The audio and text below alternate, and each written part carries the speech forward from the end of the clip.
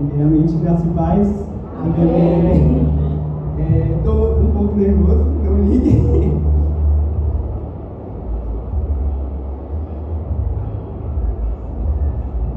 Ok, é um desafio para mim, né? Nunca fiz isso. É a primeira vez. E é uma honra estar aqui para falar da palavra de Deus e para mostrar para vocês que só Ele, meu Pai, só Ele é nossa salvação e só Ele, só com Ele vamos vencer.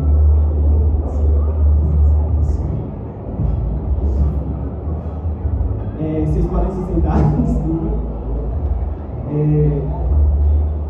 Primeiro eu já disse, né, que foi um desafio para mim, que o Diácono me passou. E hoje a gente vai falar sobre o novo nascimento. Na verdade não é sobre o novo nascimento, é sobre como podemos ser salvos. E o texto que eu vou me basear, eu ia me basear em outro texto, só que eu fui vendo e esse daqui se adequou mais à pregação. A gente vai abrir nossas Bíblias em João 3, versículo 1, e vamos ler até o 16.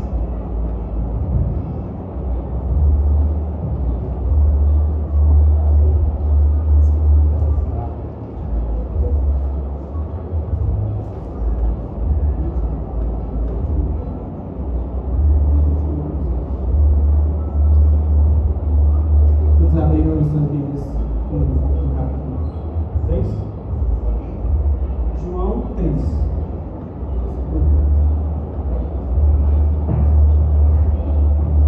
Amém? Amém. Ok, então. Havia entre os fariseus um homem chamado Nicodemos, um dos principais judeus.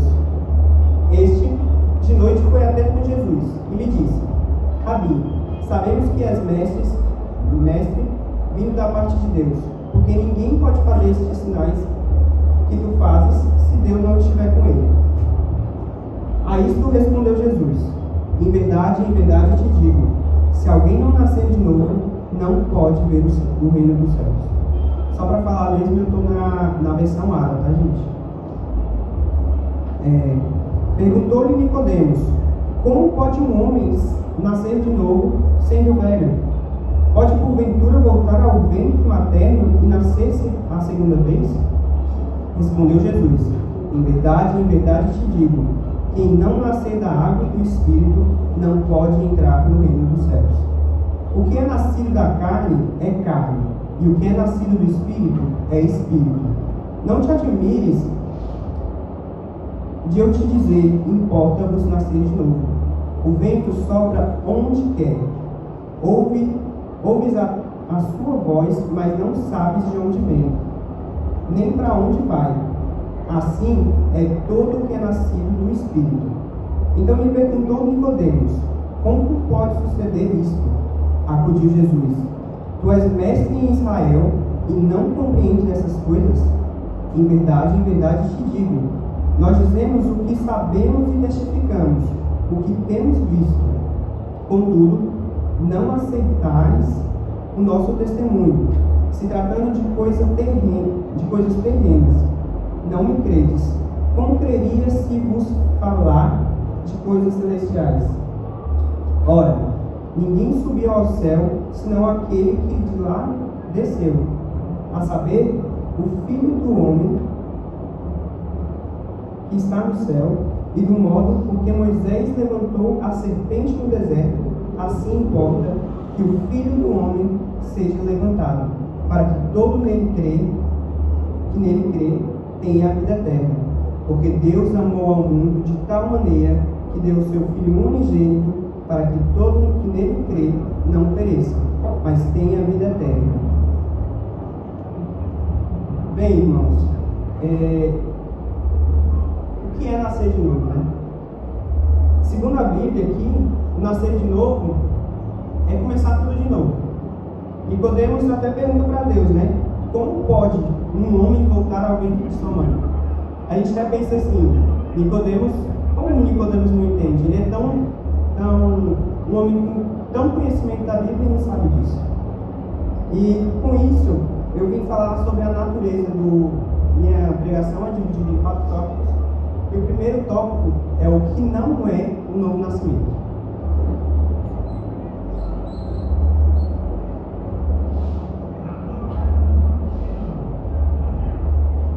Primeiramente, o novo nascimento, não é um novo nascimento financeiro. Como assim, Maxwell? Tá, com dinheiro, vocês podem fazer o quê?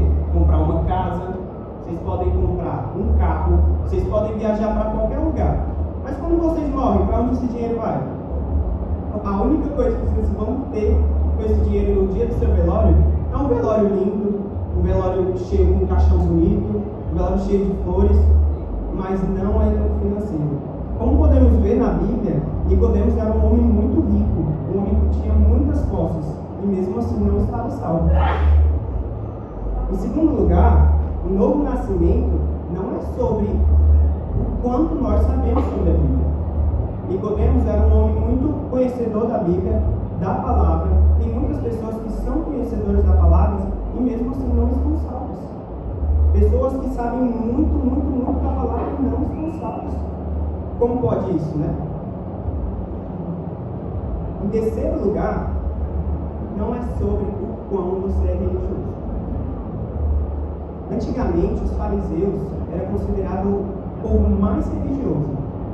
Eles davam o dízimo, faziam o seu jejum 2 vezes na semana e entregavam os dízimos das mínimas coisas que eles ganhavam. Mas mesmo assim, não estavam salvos, como podemos ver em Nicodemos. Em quarto lugar, não é sobre o cargo que você tem na igreja. Não basta a gente ser um pastor, a gente ser de algum ministério e a gente não está salvo, a gente não ter nascido de novo. Em quinto lugar, não é sobre as informações que você tem sobre Jesus. A gente pode ver aqui no versículo, se eu não me engano, 2, no versículo 2, versículo 2, fala: Rabi, sabemos que és mestre, vindo da parte de Deus, porque ninguém pode fazer esses sinais que tu fazes, se Deus não estiver com ele. Ou seja, Nicodemos sabia que Deus era filho de Deus, que estava com Deus, que estava com Deus, que fazia seus milagres, que estava fazendo seus milagres, mas do mesmo jeito não estava salvo. Também podemos perceber que esse é algo bem legal, não é por herança. Gente, não adianta você ser filho de pastor, ser filho de uma mulher de oração e não ter nascido de novo. Você não vai ser salvo. Não adianta você estar ali dentro da igreja, seu tio da igreja, um homem de oração, e não ter nascido de novo. Tem uma coisa que a gente fala muito, né? Filho de peixe, peixinho é. Aqui é bem diferente dentro da igreja. Filho de crente não vai ser crentinho, a não ser que tenha um novo nascimento. Tá, Max, você já falou que não é novo nascimento. Bora pro que é realmente? Tudo bem. Primeiramente, o novo nascimento é uma mudança radical. Ou seja, o que nós precisamos? O que é uma mudança radical? Nós precisamos deixar tudo para trás. Tudo. Toda a nossa velha natureza, antes de aceitar Jesus como nosso Salvador, para trás. Ou seja, tem que haver uma transformação de dentro para fora. Seus pensamentos têm que mudar, sua forma de pensar tem que mudar, sua família tem que mudar. Você tem que ter novos desejos, novos gostos, novas preferências e novos temores. Ou seja, você vai parar de temer de morrer para o inferno e vai começar a temer a Deus, né? Porque é isso que a gente tem que temer. Jesus aqui deixa claro para Nicodemos que uma pessoa só pode ver o reino dos céus, ou seja, ter a vida eterna, se o Espírito Santo implantar um novo coração em você. Ou seja, nós temos que mudar por completo, até nosso coração tem que ser mudado. Nosso coração tem que ser trocado de um coração de pedra para ser implantado um coração de carne, um coração novo. Em segundo lugar, o novo nascimento é uma obra exclusiva de Deus. Tá, o que seria esse exclusivo? Não é por nossas mãos que a gente vai ter esse novo nascimento. Não vamos nascer de novo por nossas obras, por nosso dinheiro, por nosso esforço braçal. Um escritor, um teólogo, na verdade, fala bem aqui também. Charles Spurgeon, se eu não me engano, ele fala que é mais fácil tornar um leão vegetariano do que tornar um leão a ser vegetariano do que converter a nossa alma por esforço humano. Ou seja, a gente não basta a gente estar aqui na igreja fazendo o trabalho de Deus, fazendo a obra de Deus, se nós não nascemos de novo. Do que adianta a gente estar no ministério e não ter nascido de novo? Continuar fazendo aquelas coisas que fazemos antes do nosso novo nascimento, antes da nossa conversão, antes do nosso batismo. Do que adianta? Se a gente continuar fazendo essas coisas, nós não nascemos de novo. Do que adianta a gente estar em tanto esforço se a gente não conseguir, se a gente não está em Cristo? Em terceiro lugar, o novo nascimento é uma transformação interior realizada pelo Espírito. A gente pode ver aqui em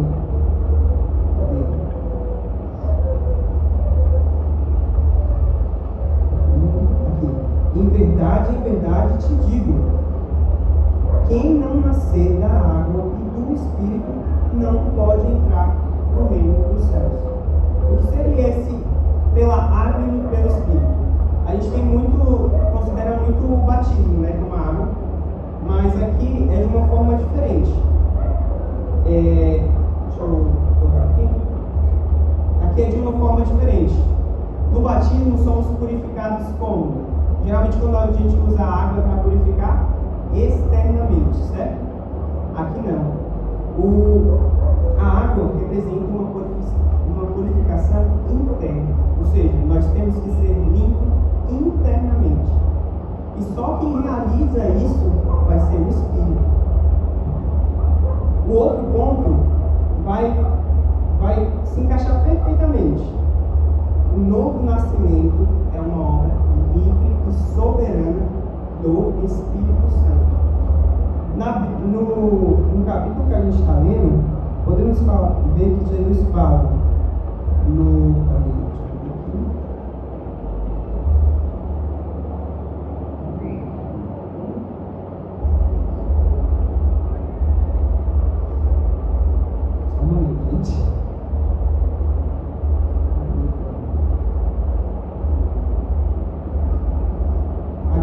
versículo 8, o vento sopra onde quer, ouves a sua voz, mas não sabes de onde vem, nem para onde vai. Assim é todo que é nascido do Espírito. Ou seja, ele fala aqui sobre o vento. Vocês sabem o que seria o vento aqui? Sabem, pessoal? Sim, não? Podem responder. O que seria o vento, então? Exatamente. O Espírito Santo, gente, a gente não pode controlar ele, não podemos domar ele e nem segurar ele dentro de uma caixa. Isso significa que ele é misterioso, ele vai para onde ele quer, em quem ele quer e não importa mais. Ou seja, a gente não pode fazer nada, a gente não pode falar, estou em um campo de flores aí, hoje eu nasci de novo. Não vai ser assim. O Espírito que tem que nos comover, o Espírito que tem que nos tocar, como o vento, gente, ele é livre, ninguém segura ele, ninguém o controla.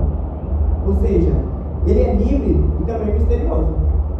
Aqui fala que a gente não consegue ver de onde ele veio e nem para onde ele vai.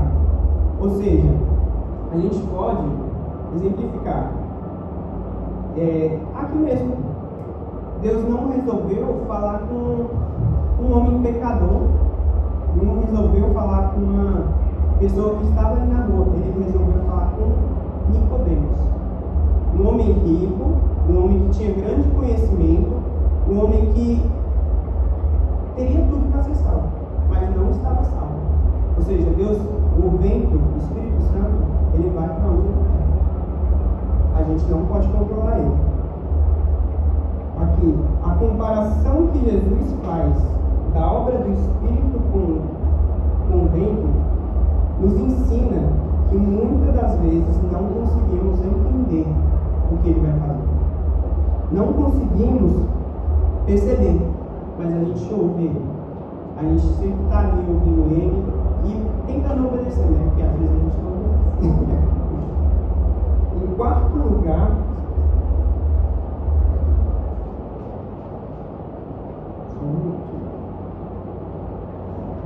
é isso.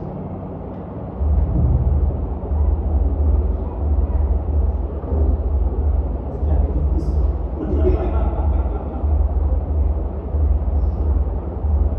Aqui, de acordo, a gente já falou isso, né? Tá. Nicodemos, já sabia que tinha que nascer de novo. Sabia que tinha que ser renovado pelo Espírito. Mas ainda continua em dúvida. Como eu vou nascer de novo? Como isso vai ser feito? O que eu preciso para ser nascido de novo?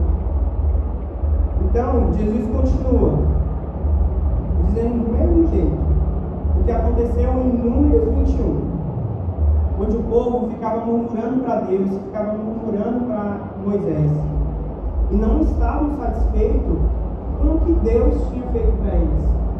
Ficavam pensando na sua vida passada, ficavam pensando no que eles tinham vivido e não estavam agradecidos pelo que tinham naquele momento. Então Deus resolve, ele se ira com aquele povo e resolve mandar um monte de serpente para eles. Essas serpentes começaram a picar essas pessoas, começaram a envenenar essas pessoas, e muitos já estavam morrendo por causa dessas picaduras. E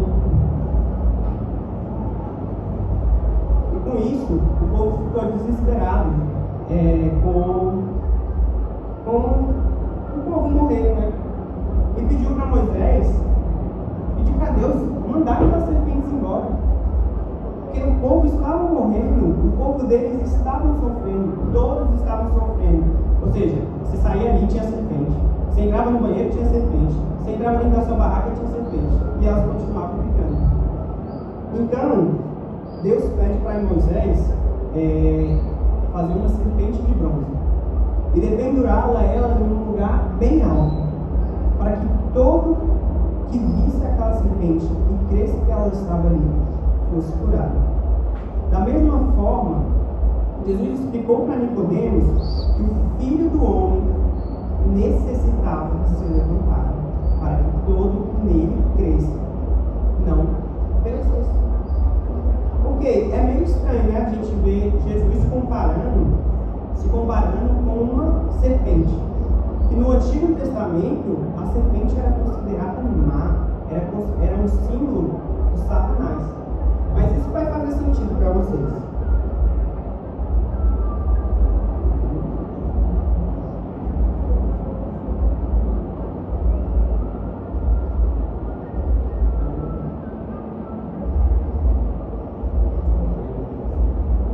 Porque, do mesmo jeito que aquelas pessoas estavam contaminadas pelo veneno, nós estávamos contaminados pelo pecado. Ou seja, Deus, Jesus,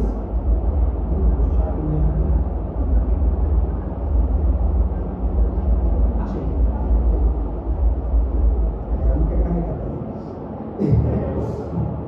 Jesus devia ser pendurado, para que naquela cruz, do mesmo jeito que a cobra de bronze foi pendurada, e levou todo o veneno que estava matando aquelas pessoas, o pecado também mata, gente. O resultado, o salário do pecado é a morte. E naquele momento que Jesus se levantou, ele se tornou pecado por nós. Ele levou todos os nossos pecados naquela cruz. Tiago, não está bem.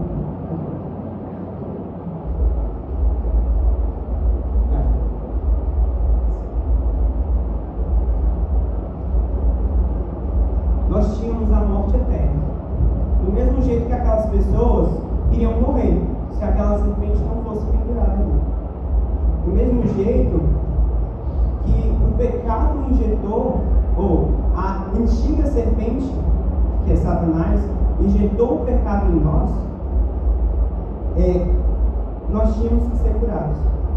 E só uma pessoa podia nos curar. Só uma pessoa era predestinada para que nós viéssemos ser curados. Jesus Cristo. E por isso que ele se comparou com aquela serpente.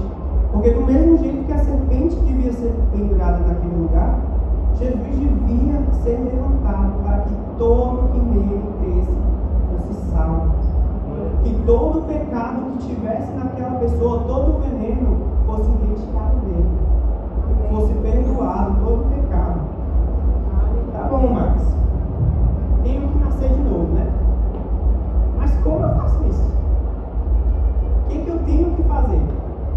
Eu falei um pouquinho aqui, mas não sei se vocês entenderam.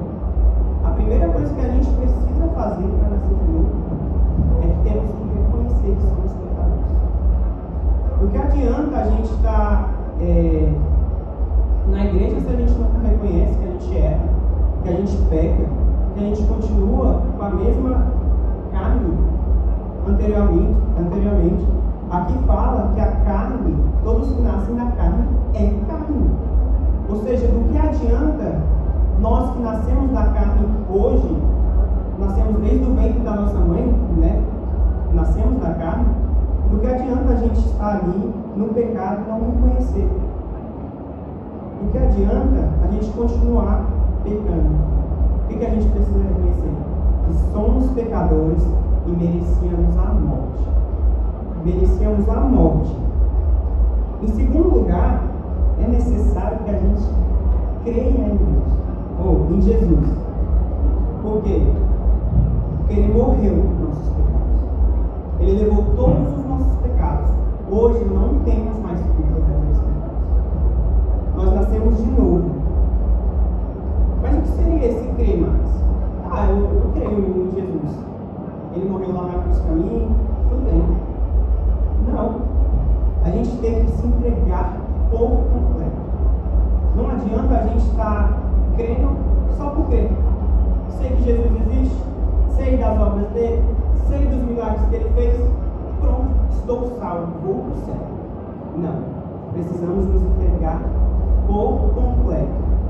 Precisamos nos entregar como, acho que vocês já ouviram a história da árvore. Uma criança está numa árvore, lá, né? Está em cima. E seu pai está embaixo. Vamos fazer a representação. A criança somos nós. E o pai que está embaixo é Deus. Nós temos que crer nele. O pai fala: se joga, filho, se joga. E a gente fica naquele medo, né?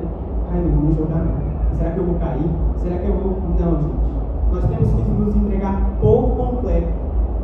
Temos que crer que se a gente se jogar de um precipício... Não se joga em precipício não, tá? É metaforicamente. Nós vamos ser salvos. Temos que crer que Jesus vai estar lá para a gente. Deus vai estar lá para nos salvar. Tá. Acho que eu já terminei isso. A cabeça tão rápida. Não, eu falei, porque eu tô muito tá muito rápido. Mas eu acho que vocês entenderam, né? O que é que precisa para nascer de novo? Nós precisamos crer. Porque se a gente não crer, do que adianta? E não terminei não. Olha, já viu aqui? aqui nós também vemos a recompensa desse novo nascimento. Em João 3,16, vou ler de novo, né? Ele é bem corriqueiro aqui na igreja, todo mundo já deve conhecer ele.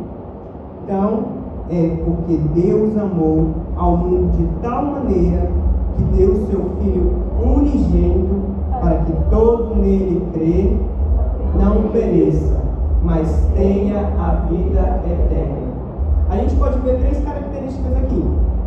Deus amou de tal maneira, como meu amigo Alan tinha falado na pregação dele anteriormente, de tal maneira, gente. Foi um amor de imensidão. Nosso amor terreno não se compara ao amor que Deus teve por nós. Ele entregou o seu Filho, o Filho que ele tanto amava, foi levantado naquela cruz e foi moído. E Deus se agradou de moer o seu Filho. Vocês têm noção de quão poderoso foi esse amor? De entregar seu Filho para que a gente fosse perdoado. Um bando de pecador que merecia a morte. Deus fez isso. Mas para o quê? Porque se a gente cresce nele, o que ia acontecer? Ia ter uma recompensa. E a recompensa é o quê? A vida eterna. Ou seja, hoje temos vida eterna em Cristo Jesus. Não bastava só a gente crer nele. Não, tem que crer. A gente tem que crer. Mas não bastava só a gente usar dessa fé em vão. A gente tinha que fazer a obra dele.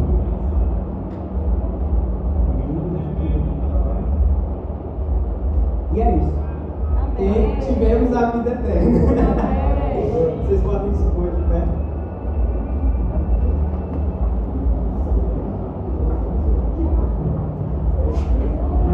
Nós vamos orar agora.